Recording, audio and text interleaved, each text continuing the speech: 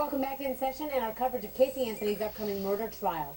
Now, Rob Dick knows a lot about this case. He's been involved with the Anthony family since the search for Casey's daughter, Caylee, back in 2008.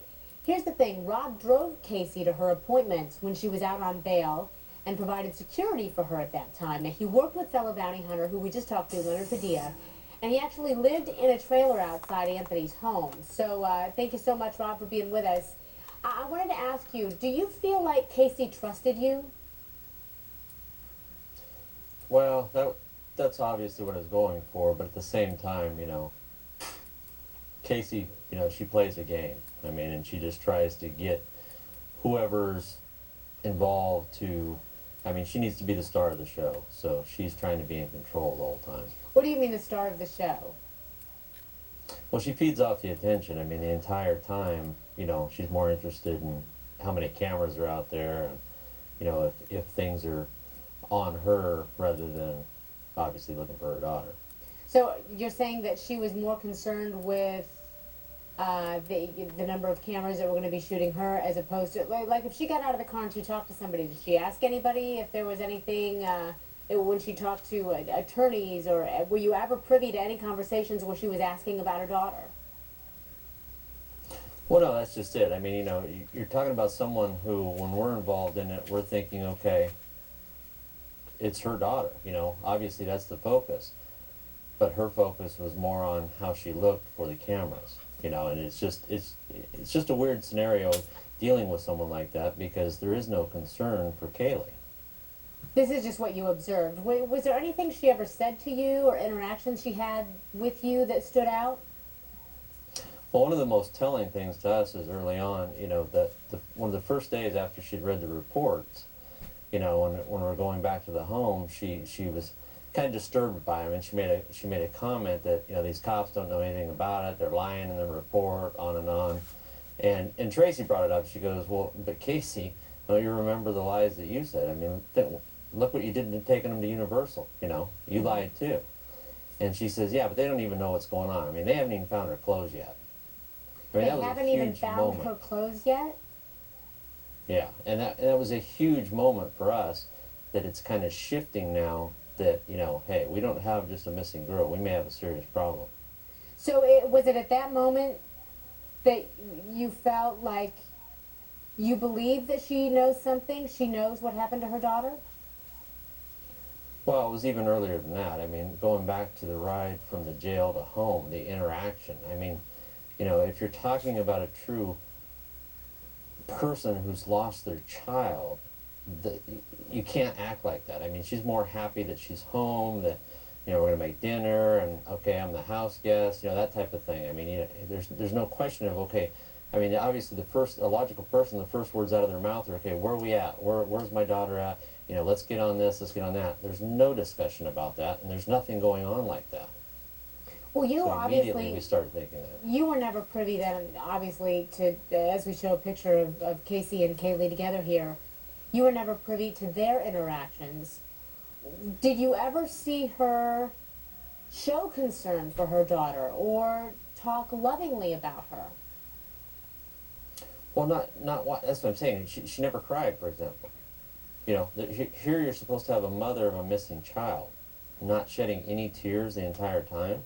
I mean, it just doesn't make sense. So that's when you start thinking, okay, what other possibilities is there? And at the first comment about they haven't even found the clothes yet, I mean, that's telling that there's more to the picture. Did you tell obviously police as time goes on. Did you tell police about that conversation or about that comment that she made? Well, yes, and anything that we get involved with, we have to be on the same side. And we were actually on the same side with the federal side rather than the local law enforcement, because at the time there was 2 separate investigations going. Mm-hmm.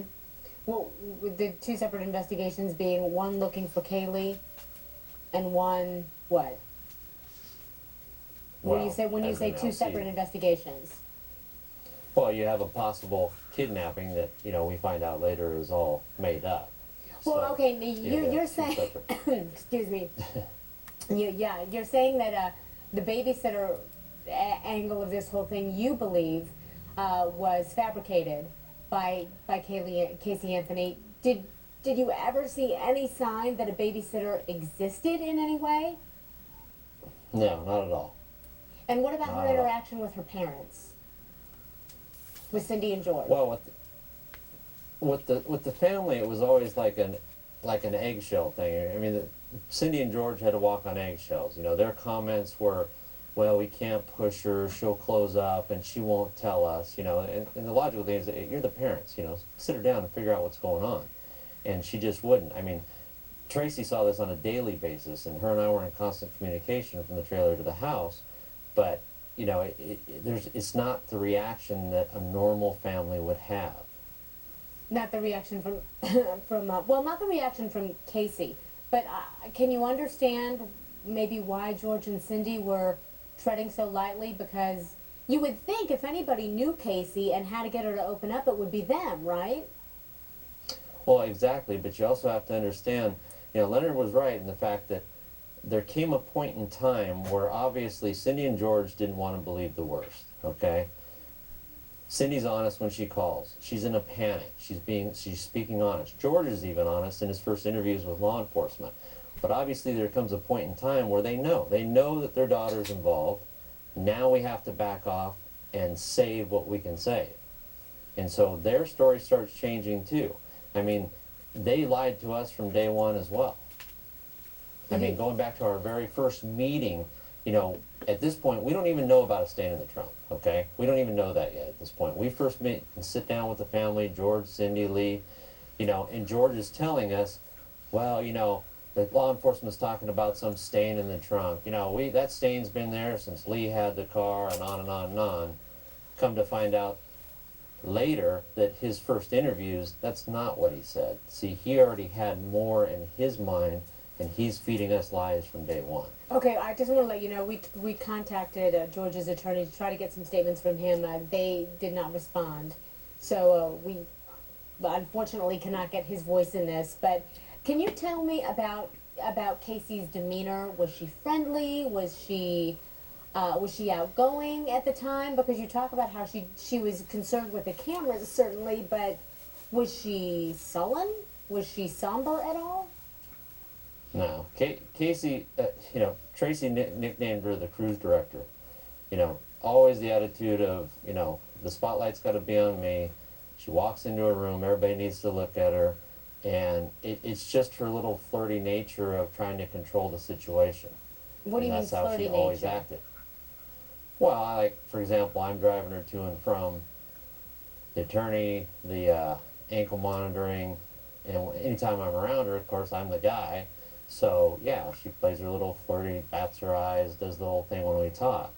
And it's a situation where, okay, I can play the game too, and we're going to try to communicate because I'm looking for any discrepancy, any detail, anything that she'll talk about to me. You know, I was advised by Jose that I can't ask her questions. So I can't actually do any questioning or interrogation, if you will, type of thing, like I would as a private investigator.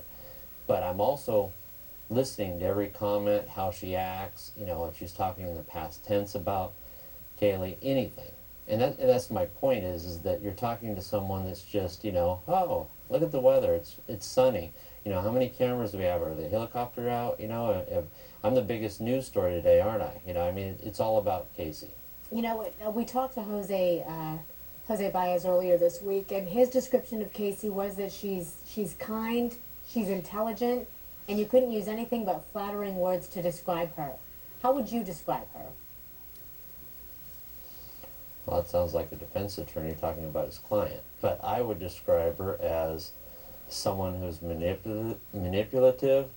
She believes her own lies. That's why she can pull them off as well as she can.